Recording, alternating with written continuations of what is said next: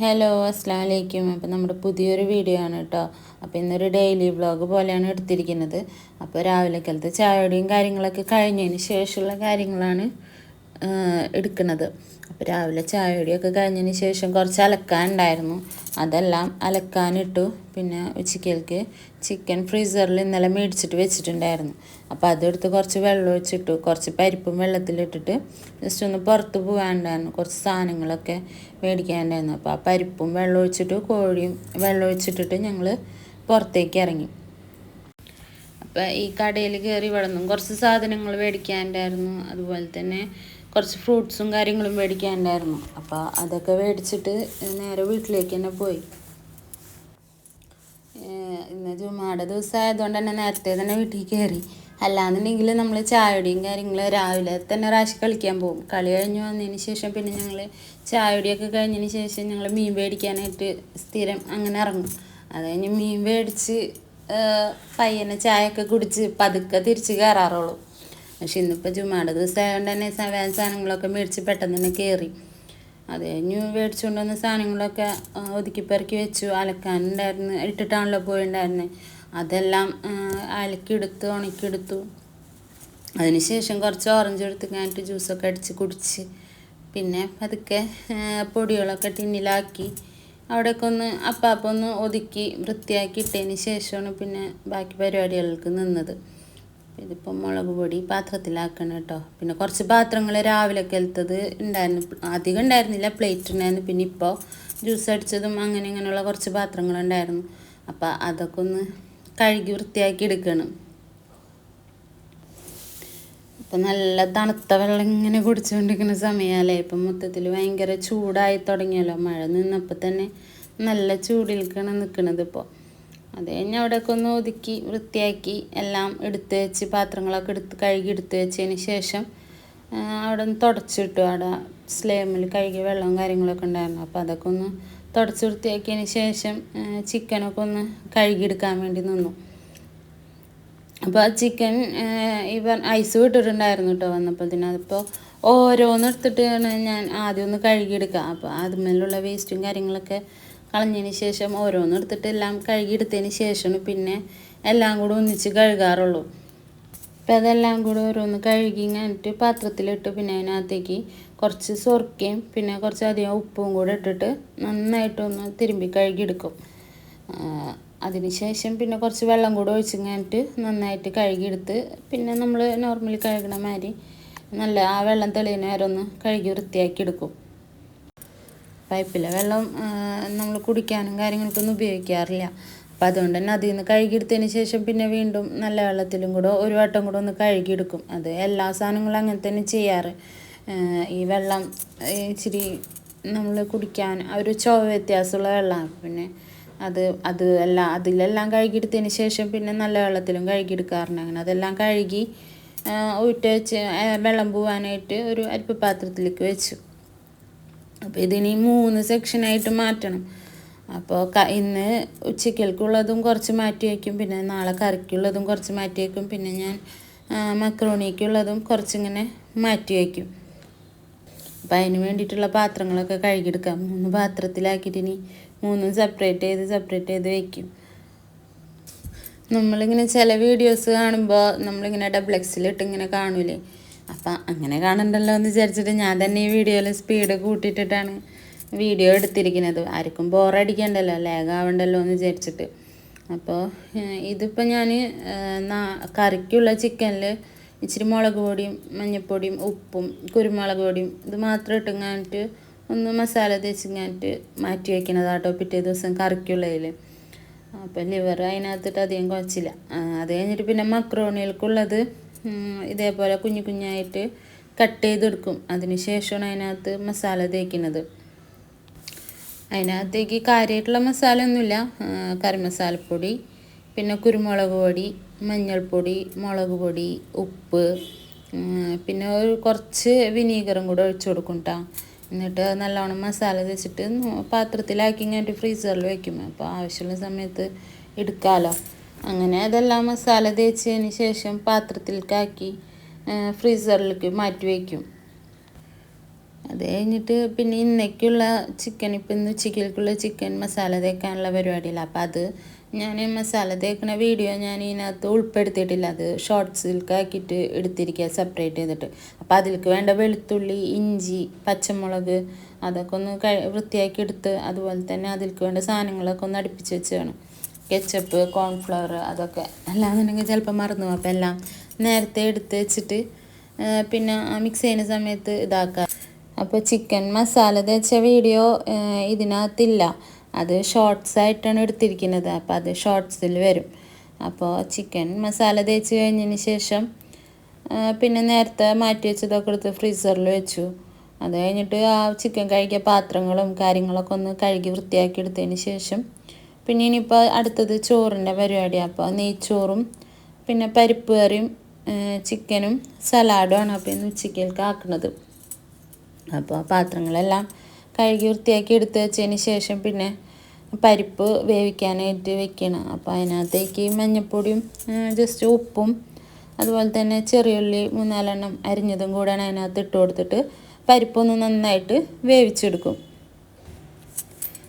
ചെറിയുള്ളി ഇതിനകത്ത് അരിഞ്ഞിടണമെന്നില്ല, അത് നമുക്ക് അരപ്പുണ്ടാക്കുമ്പോൾ അരപ്പിൽ ചേർത്താലും മതി. വേവിക്കാൻ വെക്കണേൽ ഉപ്പും മഞ്ഞൾപ്പൊടിയും പരിപ്പും വെള്ളം ഒഴിച്ച് മാത്രം നന്നായിട്ട് വേവിച്ചെടുത്തിട്ട് ഈ അരപ്പ് ഒഴിച്ച് കൊടുത്താലും മതി. പക്ഷെ ഞാൻ ഉള്ളി ഇതിനകത്തേക്ക് അരിഞ്ഞിടണം എന്നുള്ളൂ കേട്ടോ. അരപ്പിൽ എന്താക്കും, ജീരകവും പച്ചമുളകും മാത്രം ഇട്ടങ്ങായിട്ട് അരച്ചെടുത്തിട്ട് അരപ്പ് ഒഴിക്കുള്ളൂ. അപ്പോൾ അത് കഴിഞ്ഞിട്ട് പിന്നെ ചോറിൽക്ക് അതുപോലെ തന്നെ സലാഡിൽക്കൊക്കെ ഉള്ള സവാളയൊക്കെ ഒന്ന് കട്ട് ചെയ്യാനായിട്ട് നിന്നു. അതൊക്കെ കട്ട് ചെയ്തെടുത്തതിന് ശേഷം പിന്നെ അത് അരിഞ്ഞ് എല്ലാം മാറ്റി. ഇതിപ്പോൾ അരിയുന്നത് സലാഡിൽക്കാട്ടോ. അപ്പോൾ അത് കഴിഞ്ഞിട്ട് പിന്നെ ചോറിൽക്കും സവാള വേണമായിരുന്നു. അപ്പോൾ അതെല്ലാം അരിഞ്ഞെടുത്തു. സലാഡിൽക്കല്ല, ചോറിൽക്കുള്ളതാണ് ഇപ്പോൾ അരിഞ്ഞെടുത്തത്. സവാളയും പിന്നെ ഒരു പച്ചമുളകും പിന്നെ അതിലേക്ക് വേണ്ട സ്പൈസസൊക്കെ എടുത്ത് സെപ്പറേറ്റ് ചെയ്ത് മാറ്റി എടുത്ത് അതിനെ പ്ലേറ്റിലേക്ക് ഇട്ട് കൊടുത്തു. അത് കഴിഞ്ഞിട്ട് പിന്നെ സലാഡ് ഉണ്ടാക്കി. സലാഡിനുള്ളതൊക്കെ ഇതിൻ്റെ ഇടയിൽ അരിഞ്ഞ് കഴിഞ്ഞിട്ടുണ്ടായിരുന്നു.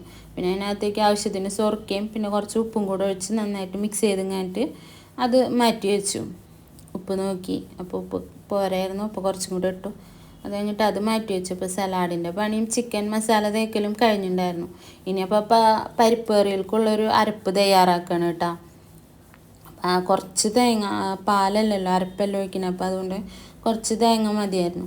ഇച്ചിരിക്കോളം തേങ്ങ ചെറിയതും പിന്നെ പെരുംജീരകത്തിൻ്റെ പൊടി അതുപോലെ മുളക് ഇതെല്ലാം കൂടെ ഇട്ടുങ്ങാണ്ട് നന്നായിട്ട് നല്ല പേസ്റ്റ് പോലെ അരച്ചെടുത്ത് അപ്പോഴത്തേനും പരിപ്പ് വിസിൽ വന്ന് വെന്തിട്ടുണ്ടായിരുന്നു.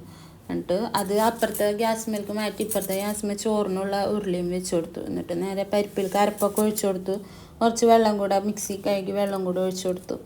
അങ്ങനെ പിന്നെ ചോറിലേക്ക് ഉരുളിയിലെ വെള്ളമൊക്കെ വറ്റിയതിന് ശേഷം നെയ്യ് ഒഴിച്ചിട്ട് നേരത്തെ അരിഞ്ഞു വെച്ച സവാളയും പച്ചമുളകും വേപ്പിലയും പിന്നെ ആ സ്പൈസസൊക്കെ കൂടെ ഇട്ട് കൊടുത്തു നെയ്യിലേക്ക്.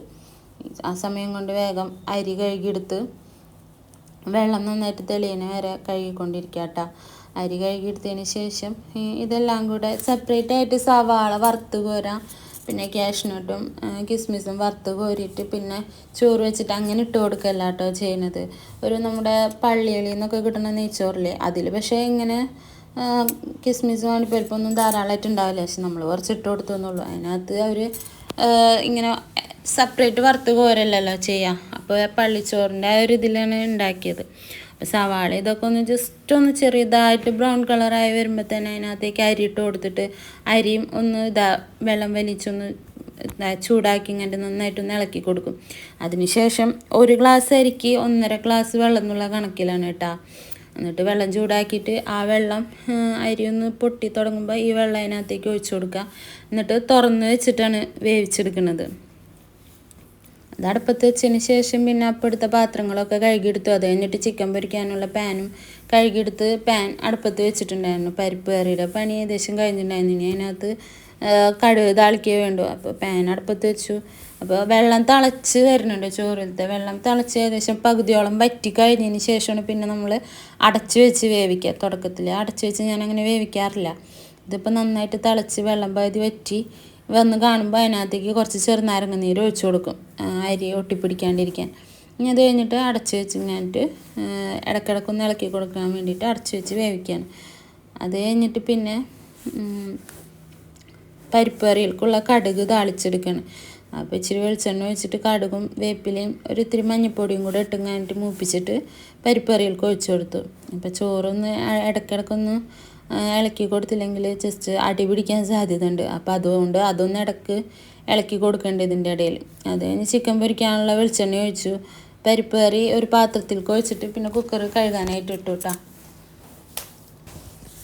അത് ഒരു പാത്രത്തിൽ ഒഴിച്ച് അത് അവിടെ മൂടി വെച്ച് സലാഡും അവിടെ മൂടി വെച്ചിട്ടുണ്ട്. ഇനിയിപ്പോൾ ചിക്കൻ എണ്ണ ചൂടായി കഴിഞ്ഞപ്പോൾ ചിക്കൻ പൊരിക്കാനുള്ളത് അതിനകത്തേക്ക് ഇട്ട് കൊടുത്തു. അത് കഴിഞ്ഞിട്ട് പിന്നെ ചോറും ഒന്ന് ഇടയ്ക്ക് ഇളക്കി കൊടുത്തു. അപ്പോൾ ഏകദേശം ചോറ് വെന്ത് വന്ന് ആയിട്ടുണ്ടായിരുന്നു, ഏകദേശം വേവായിട്ടുണ്ടായിരുന്നു. പിന്നെ ഒരു കുറച്ച് നേരം കൂടെ ചെറിയ തീയിൽ ഒന്നും കൂടെ അടച്ചു വെച്ചു. അപ്പോൾ കറക്റ്റ് വേവും കാര്യങ്ങളും ആയി. അത് കഴിഞ്ഞിട്ട് പിന്നെ മൂടി ഇങ്ങനത്തെ അതിൻ്റെ മുകളിൽ വെയിറ്റ് വെച്ച് കൊടുത്തു. എന്നിട്ട് ചെറിയ തീയിൽ കുറച്ച് നേരം ഇട്ടിട്ട് പിന്നെ ഗ്യാസ് ഓഫ് ചെയ്തു. പിന്നെ നമ്മൾ കഴിക്കാൻ നേരത്താണ് പിന്നെ അത് തുറക്കുള്ളൂ. വെള്ളമൊക്കെ ഒന്ന് ആ ചൂട്ടിൽ തന്നെ ഇരുന്ന് കഴിഞ്ഞിട്ട് നന്നായിട്ട് ചോറ് നല്ല സെറ്റായിട്ട് കിട്ടും. അത് കഴിഞ്ഞ് ചിക്കൻ പൊരിക്കാൻ വെച്ചു. പിന്നെ കുക്കറും പാത്രങ്ങളും എല്ലാം ഒന്ന് കഴുകിയെടുത്തു. എല്ലാം അപ്പം കഴുകിയെടുക്കുമ്പോൾ പിന്നെ നമുക്ക് പണികളൊക്കെ കഴിയുമ്പോൾ പിന്നെ ലാസ്റ്റ് അല്ലെങ്കിൽ പാത്രങ്ങളെല്ലാം നിന്ന് കഴുകാൻ നിൽക്കണം. അപ്പോൾ അതിലും ഭേദം എല്ലാം അപ്പം കഴുകിയെടുത്ത് കഴിഞ്ഞിട്ടുണ്ടെങ്കിൽ അത് കഴിഞ്ഞല്ലോ. അത് കഴിഞ്ഞിട്ട് പിന്നെ അപ്പോൾ ഏകദേശം ജുമാടെ സമയം ആവാറായിട്ടുണ്ടായിരുന്നു. വേഗം അടിച്ച് വൃത്തിയാക്കി ക്ലീനിങ്ങും കാര്യങ്ങൾക്കും നിന്നു. അത് കഴിഞ്ഞപ്പോൾ ഇതിന് പിന്നെ രാശിക്ക് പോകാനായിട്ടുണ്ടായിരുന്നു, പള്ളിക്ക് പോകാനുള്ള സമയം ആവാറായിട്ടുണ്ടായിരുന്നു. അപ്പോൾ ഇതിൻ്റെ ഇടയിൽ ചിക്കനും മറിച്ചിടാൻ വന്നു. പിന്നെ ഡ്രസ്സ് അയൺ ചെയ്യാനൊക്കെ പോയിട്ടുണ്ടായിരുന്നു. ടൈം ഏകദേശം ആവാനായ കാരണം പിന്നെ അതൊന്നും വീഡിയോ എടുക്കാൻ പറ്റിയില്ല. അങ്ങനെ ഡ്രസ്സൊക്കെ അയൺ ചെയ്തു. അത് കഴിഞ്ഞിട്ട് പിന്നെ രാശി പള്ളിക്ക് പോയി. അത് കഴിഞ്ഞ് ഞാൻ കുളിച്ച് ഫ്രഷായി വന്നിട്ട് പ്രയറും കാര്യങ്ങളും കഴിഞ്ഞ് വന്നതിന് ശേഷമാണ് പിന്നെ ചോറുണ്ണാനുള്ള രാശി പള്ളിയിൽ നിന്ന് വന്നപ്പോൾ പിന്നെ ചോറുണ്ണാനായിട്ട് ഇരിക്കാൻ നിന്നു. ഞാൻ ചോറൊക്കെ കൊണ്ട് മേശപ്പുറത്ത് വെച്ച് ആ സമയം കൊണ്ട് രാശി അതെല്ലാം വിളമ്പാനായിട്ട് നിന്നു. പിന്നെ ഞങ്ങൾ ഭക്ഷണം കഴിച്ചു. ഭക്ഷണം കഴിക്കുന്നതൊന്നും വീഡിയോ എടുത്തിട്ടില്ല കേട്ടോ. ഈ വിളമ്പിനത് വരെ വീഡിയോ എടുത്തിട്ടുള്ളൂ, കഴിക്കുന്നത് എടുത്തിട്ടില്ല.